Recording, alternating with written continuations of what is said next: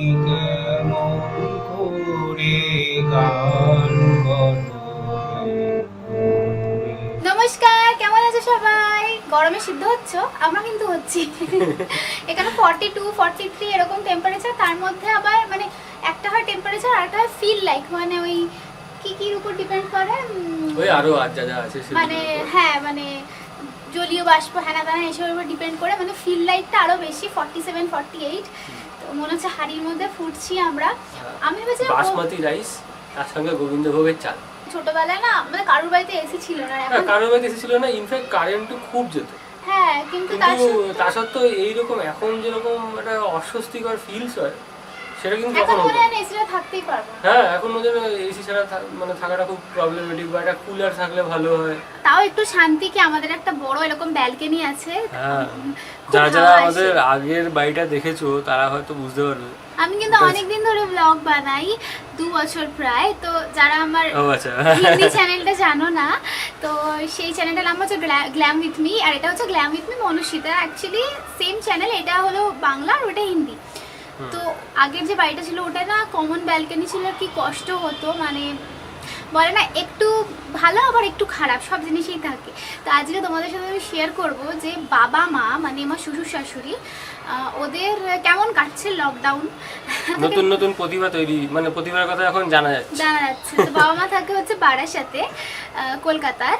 ব্যালকনিতে বসে এরকম পিঙ্ক হয়ে যাওয়া ওয়েদার দেখতে আমার কিন্তু খুব ভালো লাগে। তো মেন যেটা হচ্ছে যে খাবার দাবার আর কি। তো আমরা অনেক চেষ্টা করলাম, তো দেখলাম অনলাইন কিছুই আর কি ওখানে খোলা নেই। তো বেসিক্যালি বারাসাতে আমাদের অনেকটা ভেতরে, বাড়িটা একদম রোডের উপর নয়, অনেকটা ভেতরে। অ্যাকচুয়ালি অনলাইন সার্ভিসগুলো হালে চালু হচ্ছিল। তো মানে এখানেই যেমন ধরো লকডাউন হওয়ার পর খুব অসুবিধা হচ্ছিল, অর্ডার করতে পারছিলাম না। প্রায় 15-20 দিন পর থেকে আমরা বোধহয় স্টার্ট হয়েছে, বা 1 মাস এরকম। তো বাবা মাদেরও আর কি ওখানে কিছু যাচ্ছে না। তবে ওদের একটা সুবিধা কি, ওদের না ওখানে ভ্যানে করে করে সবজি ওখানে ওই রকম জন্যই হয়তো ওগুলো চালু হয় না ওখানে। ব্যাপারটা একই, তোমাকে বাইরে থেকে কেউ এসে অর্ডার দেবে, নিয়ে যাবে, আর অন্য ভ্যানে করে যাবে, ভ্রাম্যমান সবজি আলা আর কি।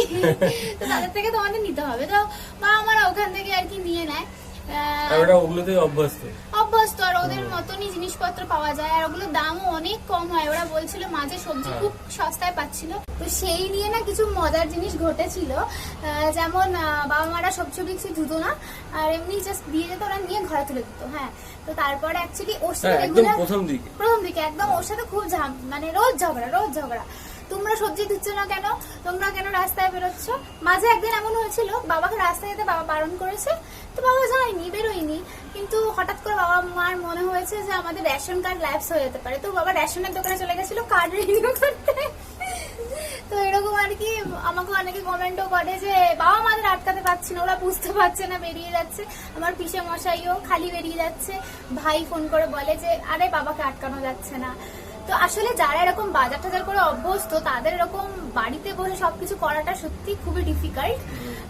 তো সবার জন্যই ডিফিকাল্ট, আমাদের জন্য কম ডিফিকাল্ট হচ্ছে। আজকে মনে হয় 67 ডে আমরা কন্টিনিউয়াসলি ঘরে রয়েছি, কেউই আমরা সামনে রাস্তাটা খানিকটা হলো মানে হোম ডেলিভারি, মানে অনলাইন ডেলিভারিতে অভ্যস্ত, যেটা বাবা মারা নয়। তো ওদের খুব প্রবলেম সেটা। আর তারপরে ওই সোডা দিয়ে ধোয়া, এই দিয়ে ধোয়া, সার্ফ দিয়ে প্যাকেট ধোয়া, এগুলো মানে ওরা ভাবতেই পারে না কেউ।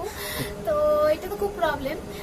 সব থেকে মজার কথা তোমাকে বলি কি হয়েছে, তো যাতে বাবা মা টাকা তুলতে না হয়, তোমাদের পাশে একজন আছে ব্যাংকে জব করে। তো ওদেরকে বলা হয়েছিল বাবা মা ওদের থেকে আর কি, মানে যেহেতু ব্যাংকে জব করে, তো ওখান থেকে ও টাকা তুলে এনে দিতে পারবে বাবাকে। তো বাবা মাদের আমরা বললাম যে তোমরা পেয়ে গেছো, টাকা দিয়েছে। তো বাবা মা বল হ্যাঁ সাথে সাথে রেখে দিয়েছে আলমারিতে। কেন রেখেছো? ওটাকে ডেটলে ওয়াশ করতে হতো টাকাগুলো। মানে কেউ জানে না আমরা টাকা থেকে শুরু করে বিল যেগুলো আসে সমস্ত কিছু ডেটলে ওয়াশ করি, অথবা একটা ব্যাগে ফেলে রেখে দিই 3-4 দিন, তারপরে আর কি ওটা মানে আলমারিতে বা লকারে যায় রাখি।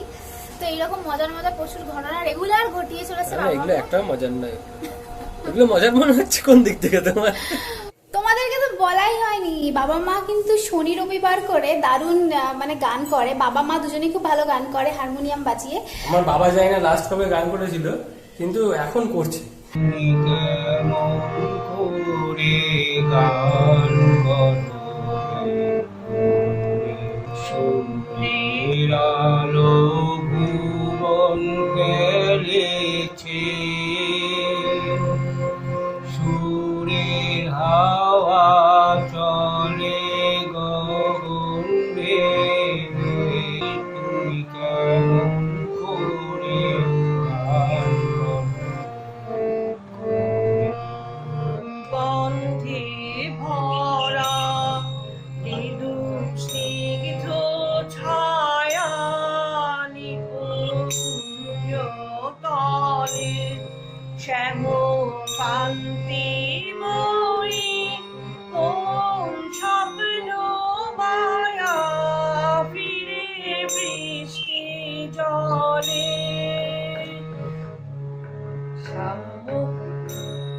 মৈত্রী ঐক্য প্রগতি শান্তির পথ ধরে সোনার ফসলে করি দেশের মাটি দেশকে গড়তে দলে দলে আসি সোনার ফসলে করি দেশের মাটি দেশকে গড়তে দলে দলে আসি। আমার শ্বশুর বাড়িতে না আসলে অনেক অনেক গাছ রয়েছে, তোমরা জানো হয়তো যারা আমার হিন্দি ভিডিওটা দেখো। তো বাবা মারা সকালবেলা উঠে, আমার শ্বশুর বাড়িতে অনেক ঠাকুর আছে, তো বাবা মারা সকালবেলা উঠেই ফুল ফুল তুলে খুব পুজো টুজো করছে আজকাল।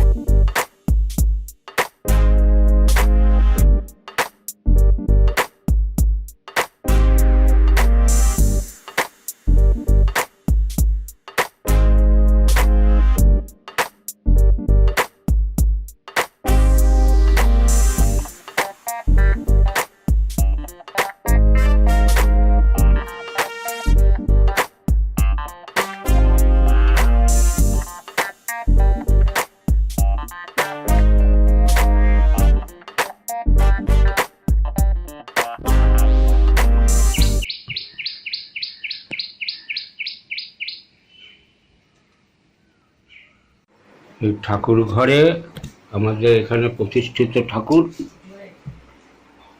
এখানে আছে লক্ষ্মী নারায়ণ, মা দুর্গা, মা সরস্বতী, মা মনসা দেবী, গণেশ, নারায়ণ, রাধাকৃষ্ণের মূর্তি, শিবলিঙ্গ, মা তারা, গোপাল, এখানে আছে নারায়ণ শিলা, রামকৃষ্ণ, সারদা দেবী, বিবেকানন্দ, এবং এই শিলা পাথরটাকে আমরা গোপাল বলেই পুজো করি।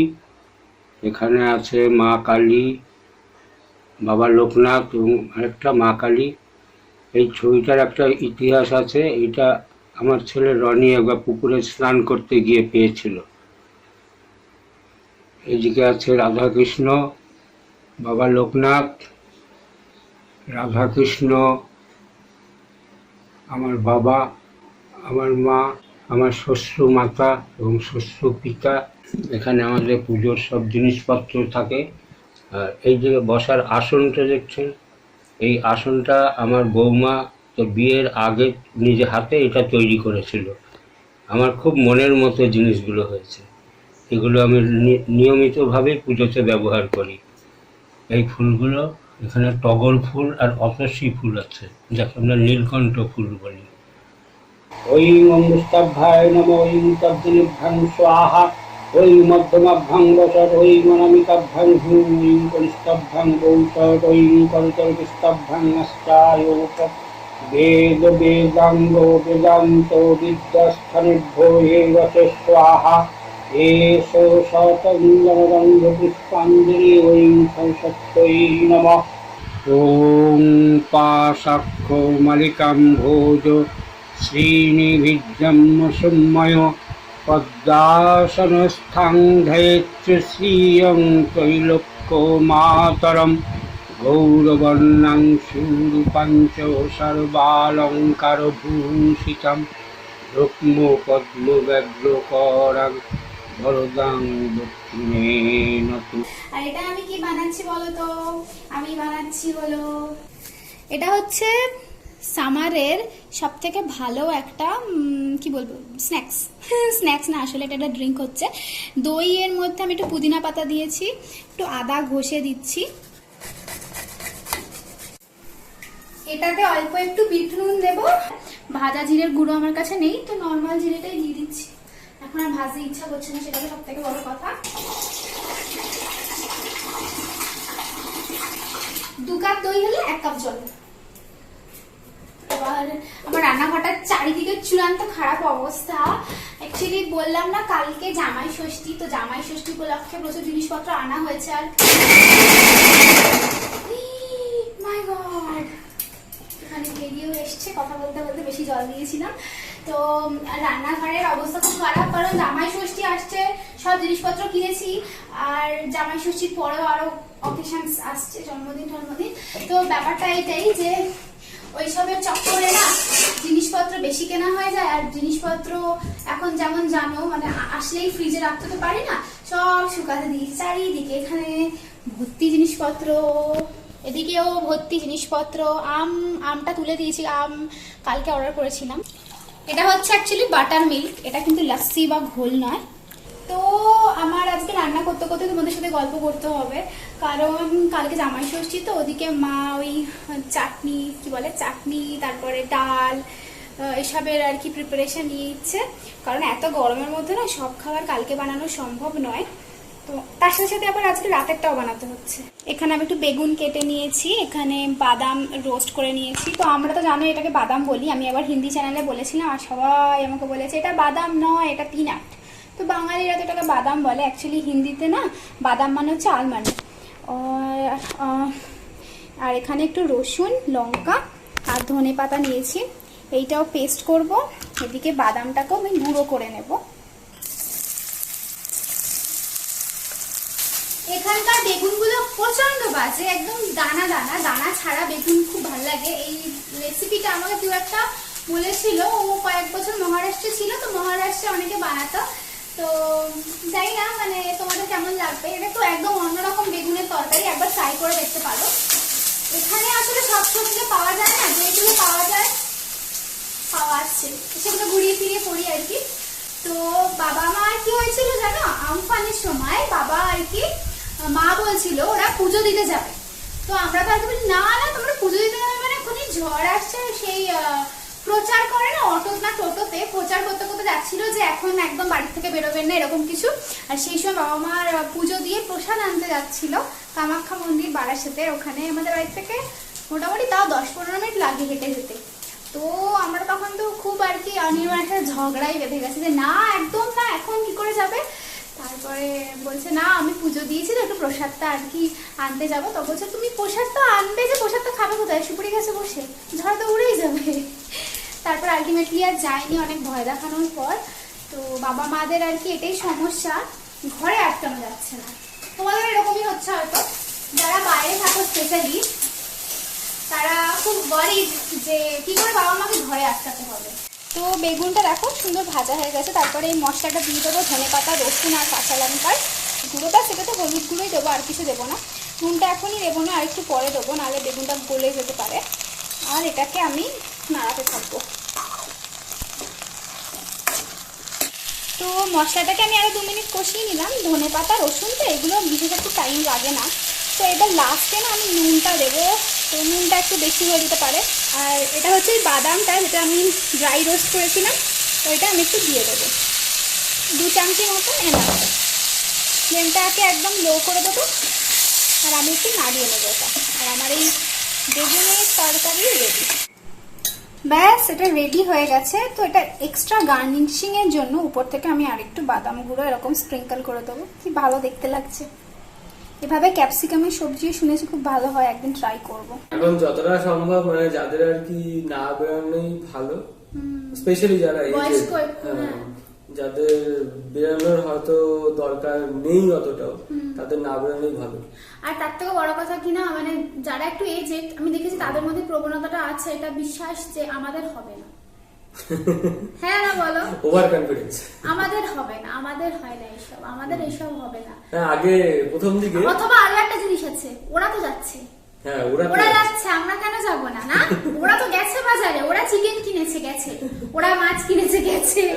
তো আমরা 2.5 মাস মধ্যে 2 মাস পর মাছ খেয়েছিলাম। তো বাবা মাঝে বলেছে আমরা মাছ খাই না, তোমরা মানে ওদের বাড়িতে মাছ প্রচুর আসে আর কি, মানে ওই ভ্যানে করে সাইকেলে করে, কিন্তু মাংস আসছিল না। তো বাবা আর কি বাবাকে বারণ করা হয়েছিল তুমি বাইরে যাবে না। বাবা বলেছে বাইরে যাইনি, বাজারে গেছিলাম।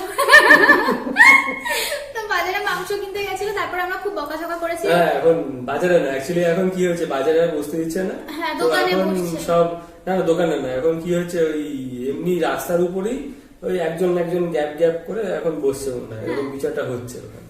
তো আমি জানি না সেটা বাবা কি করে জানলো, মানে নিশ্চয়ই গেছিল, নামের পরে পাশের বাড়ি হচ্ছে। না, হঠাৎ করে আমরা রোজ মানে সবাই সবাইকে জিজ্ঞাসা করি কে কি খেলো, তো এরকম জিজ্ঞাসা করেছি যে কি খেয়েছো, বললাম মাংস অমুক।